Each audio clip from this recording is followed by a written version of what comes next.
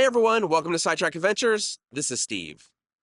Today we're going to be taking a look at one of the unsolved mysteries of the Southwest. And in fact, this was even featured on the show, Unsolved Mysteries. But the event that happened near here had a pretty far-reaching impact and was devastating for the Native Americans of the Southwest. But to this day, there are still questions that remain of who was responsible for the Wickenburg Massacre. We are starting out today a few miles outside of the town of Wickenburg on Highway 60. Here's Highway 60, and this monument is why we've come out here. This monument is for the Wickenburg Massacre, where 6 people were killed in 1871 during a stagecoach journey a few miles from here. While it's generally believed they were killed by natives, there are competing theories, and this has been called Arizona's greatest mystery. So let's head into Wickenburg and see if we can unravel the mystery.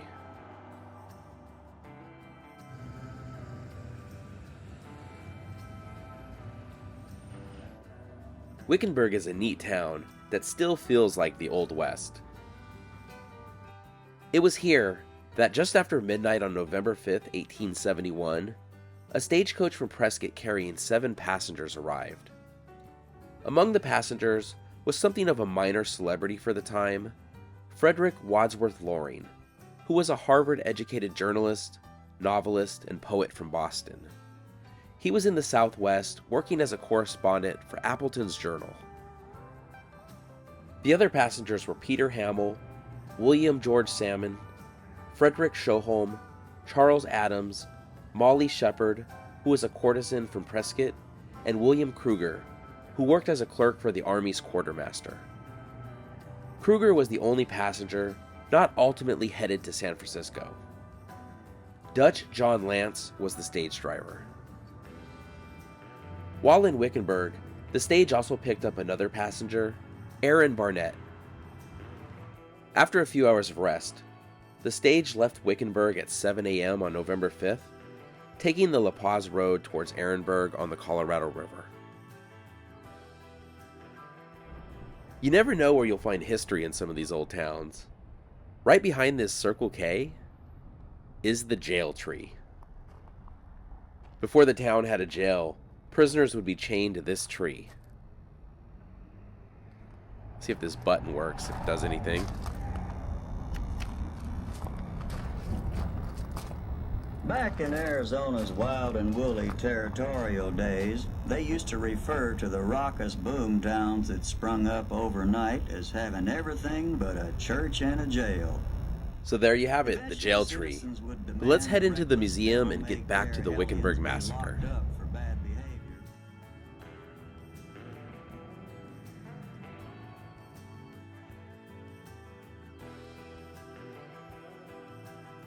It looks like we're going to head back in time to 1800s Wickenburg. Here's a model of a stagecoach, and I believe this is the type of stagecoach they were riding at the time of the Wickenburg Massacre. Frederick Loring and Charles Adams sat on top with the driver, and the rest of the passengers sat inside.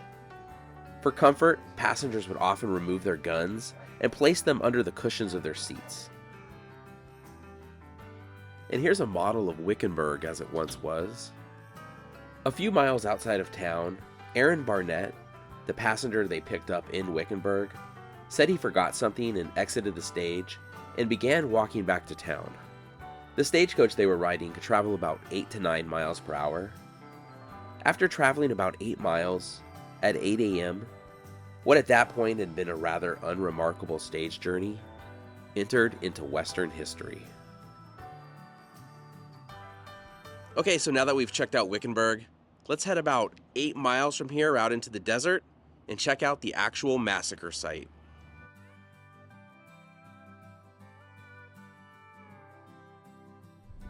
Sometimes people will ask about who owns the land some of these sites are on. Today we'll be traveling on Arizona State Trust land. You do need a permit, but it's easy and cheap to get one online. I think it's like $15 and it lasts for a year.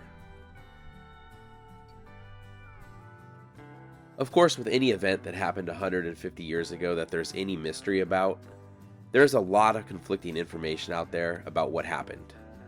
Seemingly every time you read about it, the story is a little different.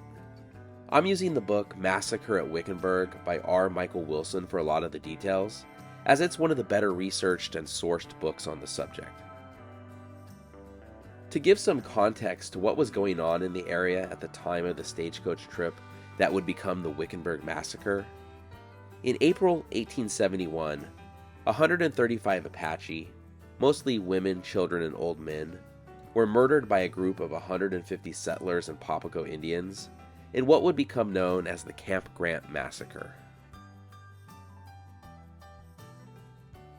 The massacre at Camp Grant caused a lot of outrage in the eastern United States, where most of the country lived and federal law was set. President Grant, who Camp Grant was named for, did not like his name being associated with the massacre in the least. The president sent a U.S. district attorney to investigate, and under threat of martial law being declared in the Arizona Territory, a grand jury indicted 100 men in the killings. This led to a 5-day trial where, after the jury deliberated for 19 minutes, all of the indicted were found not guilty.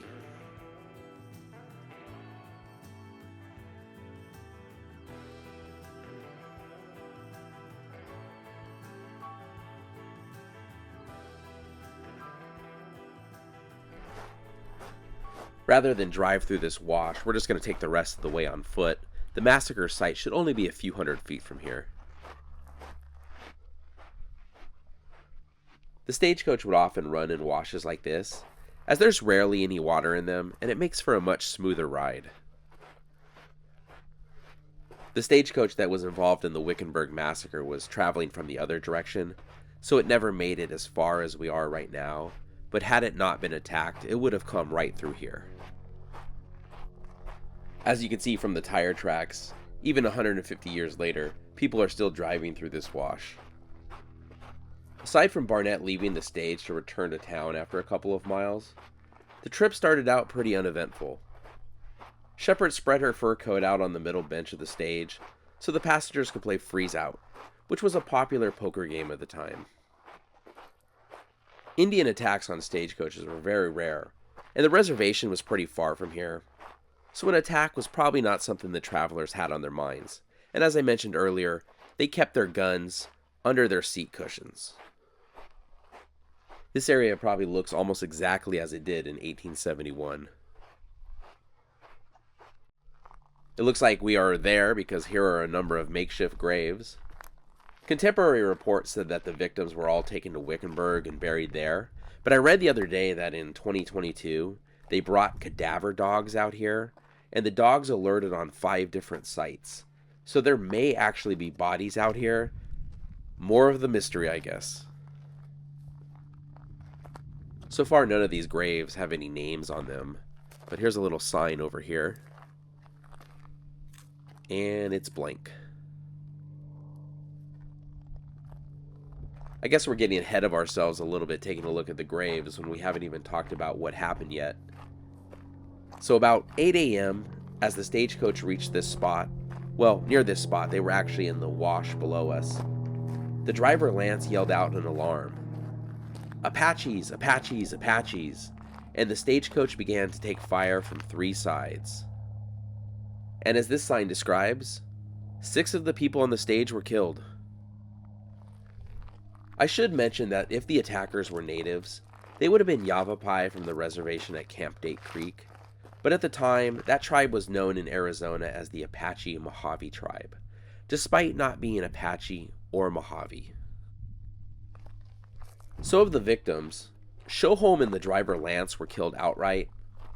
Loring and Adams were seriously injured and were later murdered where they lay. This sign says that 35 Indians were involved in the attack. When the stagecoach was later inspected, 17 bullet holes were found in its body. 2 of the horses were shot as well, with 1 dying. So based on the number of shots fired, there could have been no less than 13 attackers. So 35 is definitely possible.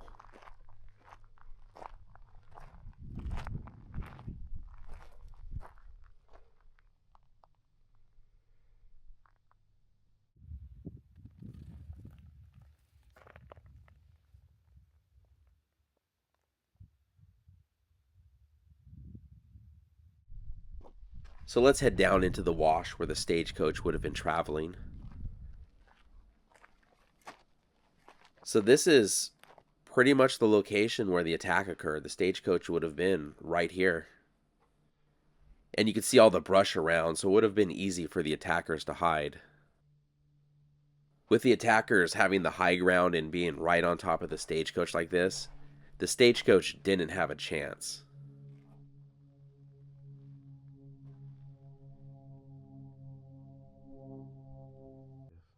So this is the view the wagon would have had when it was traveling down the wash. So I mentioned that the driver Lance and Shohome were killed outright, and Lloyd and Adams were seriously injured and just basically murdered where they lay. Salmon and Hamill managed to fight back before being killed, and they were later scalped. Molly Shepard and Kruger, though, were both wounded, but managed to make a run for the brush and were able to escape. The Yavapai were immediately blamed for the attack, and a lot of the evidence points that way, especially with 2 survivors as witnesses. Because of Loring's death in the attack, the attitude towards the Native Americans in the Southwest among Americans in the East, and by extension the federal government, changed overnight. Before the attack, there was a lot of sympathy for the plight of the area natives, but after that, people were calling for more sword and less Bible. Hardliners used the attack as proof that tribes should be removed by any means necessary. A campaign soon began to forcibly relocate the Yavapai and Tonto Apache to the San Carlos Reservation. Almost right away, though, there were doubts that the Yavapai were involved, and a number of theories popped up. When Molly Shepard was interviewed the day after the attack, even she raised questions about who did it. The 3 most often mentioned possible perpetrators are the Yavapai, Mexican bandits, and Kruger and Shepard, the 2 survivors of the attack. Most of the evidence supports that it was an Indian attack. Footprints were found at the scene that appeared to be from people wearing moccasins, and the footprints led back towards the Date Creek Reservation. The biggest reason that Native involvement is questioned is that nothing that the natives would consider valuable was taken. The horses weren't taken, nor were the blankets, the guns, or any other valuables. However, the stage was carrying mail, and several letters were opened, something a lot of people theorize natives wouldn't do. The attack doesn't seem like a random encounter, and was clearly an ambush by a large group of people who took the time to set up the attack. Then to not take anything is a little weird. There is no evidence that there was any money or gold on the stage, but it has been speculated over the years that there was. Mexican bandits dressed as Apache are also a common theory. In Molly Shepard's statement, she mentioned there may have been white men among the natives. And then there is the theory that Kruger and Shepard were involved. It's been stated that Kruger never fired his weapon, and his wounds were minor compared to the rest of the victims. The story goes that Kruger and Shepard hired natives to attack the stage, then helped kill the other passengers. Then whatever treasure was on the stage, Kruger and Shepard buried it nearby.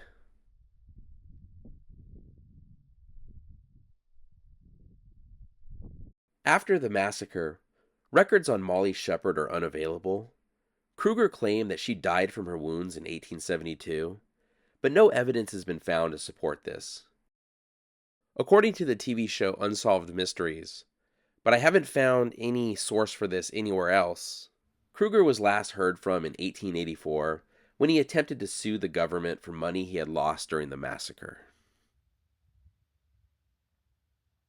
Enough time has gone by where I don't think it'll ever be conclusively proven who did the attack. The opening of the mail is pretty suspect, as well as not taking anything of value. But I think with these things, the simplest explanations are usually the most likely. I personally think the attack was an act of revenge by the Yavapai, but I also appreciate a good mystery, and it does make things more interesting. Who knows? Maybe there's buried gold out here somewhere, waiting to be found. So that's our look at the Wickenburg Massacre. Let me know in the comments who you think was responsible. But thank you so much for watching. If you enjoyed the video, please give it a thumbs up, consider subscribing, and we'll see you next week.